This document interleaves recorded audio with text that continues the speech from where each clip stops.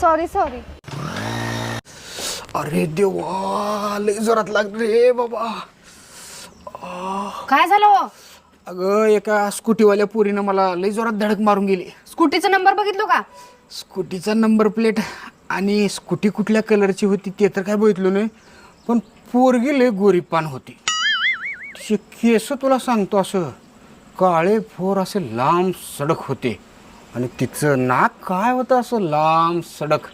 आणि तुला सांगू का, तिच्या घड्याळ हातात घड्याळ, ब्रँडेड घड्याळ तर ब्रँडेड घड्याळ आणि पायात मस्तपैकी पैंजण होतं, जीन पॅन्ट टॉप आणि वर जॅकेट घातली होती बघ.